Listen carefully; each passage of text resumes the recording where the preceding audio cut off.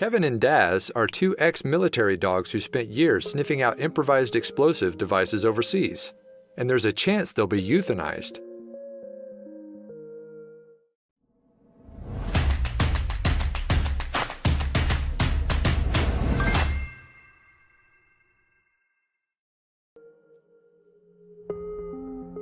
After years of dedicated service, you'd expect military dogs to live the rest of their days frolicking in large grassy backyards, chasing tennis balls, and lapping up dog treats like a Roman patrician, eating grapes from the vine.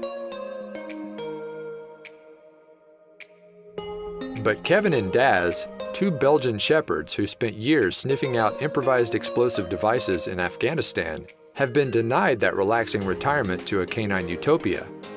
In fact, their post-service treatment has people across the world up in arms.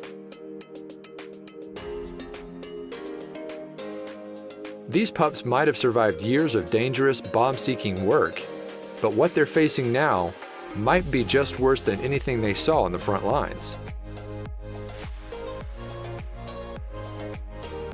Whether they're sniffing out explosive devices or leading their blind owners down the steps of a collapsing skyscraper, dogs are capable of great feats of valor and gallantry.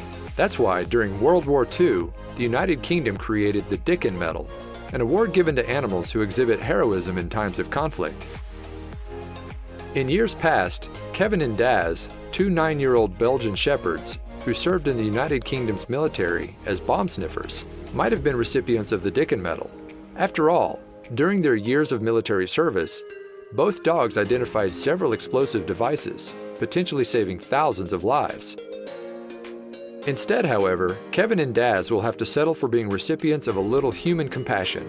Just 4 years after their work in Afghanistan, military chiefs have made a decision regarding these two heroes' future that has sparked controversy around the world.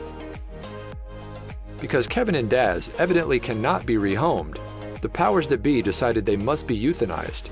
Stunningly, both dogs face lethal injection later this week, but not if their vocal online support has anything to say about it. "This is such a cruel way to treat these animals that have given so much," one of the dog's previous handlers said. "People who work closely with these animals are devastated at the plans. They've begged to save them all." In protest, quite a few of the dog's previous handlers and advocates wrote the commanding officer at the Defense Animal Center. Outrage at the dog's fate generated a lot of support for an online petition started by former SAS Sergeant Andy McNabb, who seeks to save Daz, Kevin, and a former police dog named Driver who is also sentenced to death. On the petition, Sergeant McNabb wrote, "Experienced handlers have come forward to say they want to house the much-loved dogs, who have helped save hundreds of lives. But would the petition be enough to win the fight?" Just to remind people about the true heroism these dogs offer, Sergeant McNabb detailed his own experience with bomb-sniffing dogs. "In Afghanistan, when I was on patrol, the dogs found an IED in front of us. I was number 3 in line. I was very, very lucky to survive."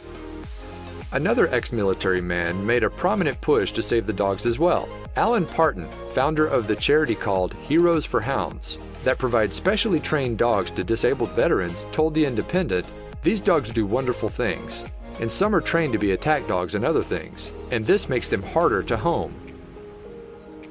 Even still, experienced handlers have come forward to offer homes to these heroic canines, but ultimately, the commanding officer gets the final say.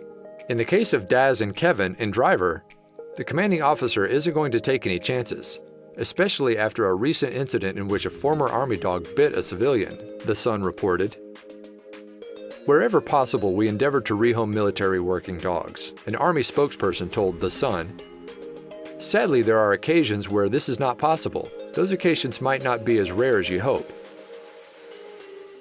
In 2012, The Mirror reported that 807 military dogs had been put down in the prior decade. Hopefully it's not too late to save Daz, Kevin, and Driver. Thousands across the world are fighting for the lives of Daz, Driver, and Kevin. Share this story with your friends below, and let's help save these dogs.